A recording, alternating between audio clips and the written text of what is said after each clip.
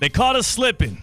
We didn't expect it to happen on this Friday, but it did. Tua Tagovailoa signing his major extension with the Miami Dolphins, 4 years, $212 million. And the man reporting on that, though from afar, because they caught him slipping as well, NFL Nation's Marcel Louis-Jacques, who covers the Dolphins and is gracious enough to join us on this Friday. Marcel, what's happening, Doc? Man, it definitely caught me by surprise a little bit. I can't say slipping up because we had two things ready to go.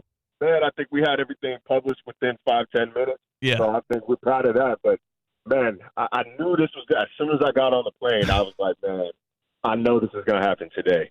Well, I know it's going to happen today. Look, it caught you on the plane. It caught our guy Cam Wolf with the NFL Network on the plane as well. It just was. It's one of those things where you couldn't time it up, but could it have come at a better time for the Dolphins 3 days into camp here? And also on top of that, with a guy like Tua, who one of the biggest questions I've been getting all summer is, well, why don't they just let him play on the fifth-year contract or fifth-year option? Why don't they just franchise him and do this, that, and the third? You know Mike McDaniel well. You know Tua and his representation well. They were never going to go that route, right?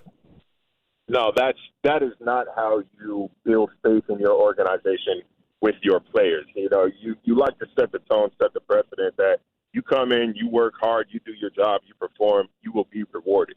And, you know, stretching something out, this was already, I think, lasted a little longer than either side wanted to, but to stretch it out and make him play on that fifth year and then tag him again, it's not conducive to building a strong locker room. Not to mention, you're just prolonging the inevitable, right? It's only going to get more expensive. We saw that this year, right? Jared Goff came in at $53 million. Trevor Lawrence came in at $55 a year. And then, so you know, Tua's people had to come in like the Price is Right at $53.1 million per year just to make sure he beat the Goff contract. But it's only getting more expensive. They might as well have done it right now. That's exactly what they did. Now, take us behind the curtain right here, Marcel, because you're right. Y'all got this up on ESPN.com like minutes after it happened. I'm guessing the bulk of the story that you pinned for .com was already set in stone. You just had to get the details of the contract and plug it in. Like, I see the Marino notes in here. Of course, you talk Tyreek Hill and Jalen Waddle. Like, how much of this stuff was already in the can waiting to get fired off? So you like to have just like the bones of it, right? You know, they agreed to a deal. Here's some background. You want to provide background of the situation, and then once it actually drops, you can plug in the numbers, let it go, and then add additional context. So that's what we did, and then added the context of Marino. Okay, this is the richest contract in Dolphins history. This is where he ranks among highest paid players in terms of average annual value and in terms of guaranteed money. So that's how it goes right there. You want to be able to have something up fairly quickly so that it helps you not swim. And you know how it works, man. With breaking news, when something hits, there's that like 5 to 10 second window where like your head spins a little bit. Okay, where do I start? Come to terms with what just happened. Like, where do I need to be? What do I need to do? Then you can breathe. No, okay, this is where we're at right now. This is what I have to do. It helps you come up with that plan. And so that's how we were able to. That's how the worldwide leader stays the worldwide leader, man. Like we have contingencies for this. Straight like that. And that's how the Dolphins, at least they keep that offense in a consistent place, and they will be competitive. Marcel Louis-Jacques joining us right now, NFL Nation reporter for ESPN, covering the Dolphins, and also has been covering this Tua extension all summer long. It's happened today. He gets $167 million guaranteed and $53 a year. For you, Marcel, when you look at where the Dolphins stand right now, both defensively, offensively, and now with Tua as their leader, how much closer does this get them to actually contending in the AFC, being able to snap that longest streak, the embarrassing 24-year mark of not winning a playoff game since 2000? Like, is there any more confidence now around that organization that this can get that done? Yeah, the thing about Tua that we've seen over the past couple of years, when he is confident, when he feels like, he's got people in his corner, he's got people behind him, that's when he plays his best ball. When he's under stress, under fire, under that kind of pressure, it's not a matter of being soft or mentally weak, but like everybody likes to know that somebody is in their corner, their organization has their back. And ever since Mike McDaniel came in and proved exactly that, we have seen the best version of Tua Tagovailoa. So this is, how much more of a vote of confidence can you get than a $225 or $212 million contract? I think we're going to see the best version of Tua Tagovailoa. He's already shed weight. It looks like he's moving well.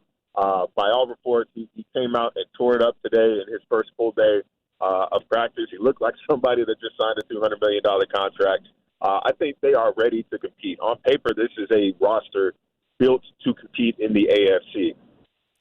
But talent is never the issue with Miami, right? Like, it has been performance late in the season. Can you get it done in December? I think their record's like 2-6 under Mike McDaniel the past 2 years in December or later. That's not going to get it done. That's not how you win a championship. So if they can get over that late season December hurdle, I think the sky is the limit for this Miami Dolphins team.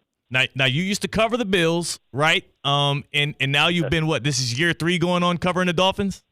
It's year 4, actually. Year 4. Time flies. Time really flies. Man. when you're having fun there. The late season stuff, right? The cold weather games, the inability to perform against playoff teams. How does that get fixed? Is there any feeling around how that can be turned in the right direction, or is there any moves they did this offseason to give themselves more confidence? Because it does feel like this is a similar version of what the Dolphins were last year. And if we are to believe that, then the things you just talked about, the ailments that have hurt them down the stretch in the season, like, how does that even go away? Yeah, it's one of those things where the only way to do it is just to do it, right? Like, the way to ride a bike is to learn to ride a bike is to go ride a bike.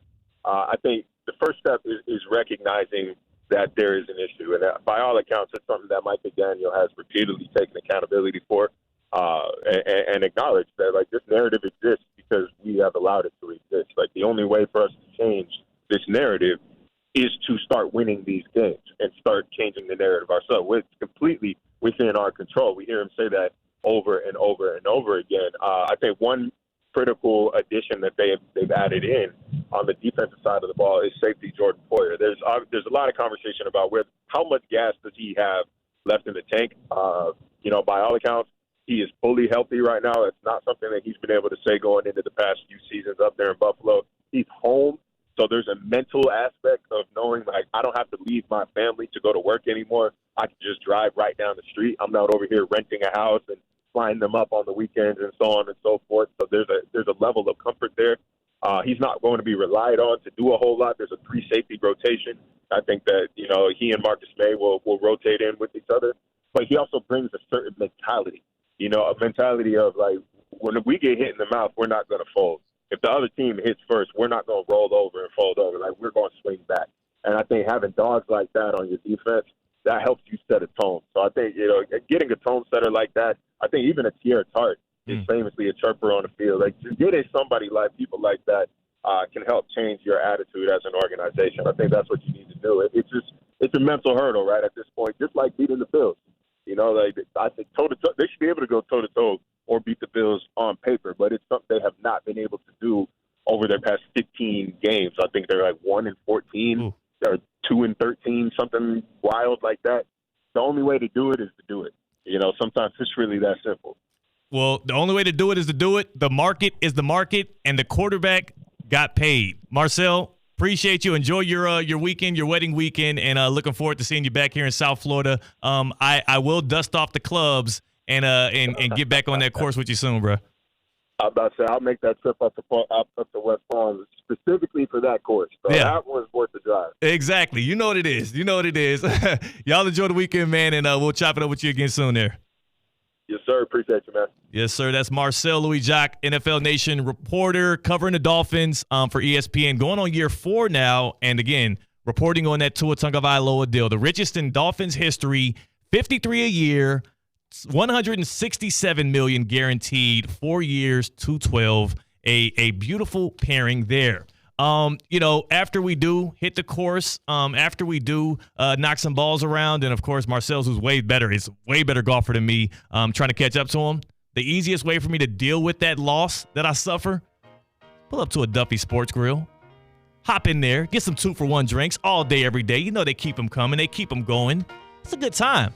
Plus, this time of year, especially right now, when we see all of these amazing athletes going for gold, there's so many different events, so many different things you want to be locked in on. 80 or more television screens in every single Duffy Sports Grill. Duffy'sMVP.com. That's the website. Tap in right now. Duffy'sMVP.com. If you're feeling very valuable like I am, jump on there, become a rewards member, be an MVP like me, and start tracking those rewards. And then every time you pull up, and maybe it's dog days of summer right now through July 31st. You got 5 more days. Keep on racking up those rewards as you scarf down those hot dogs. Duffy'sMVP.com, known for their award-winning burgers and award-winning wings, but of course the 2-for-1 drinks. That's what you stay for. Duffy'sMVP.com. At Duffy's, our game is always on.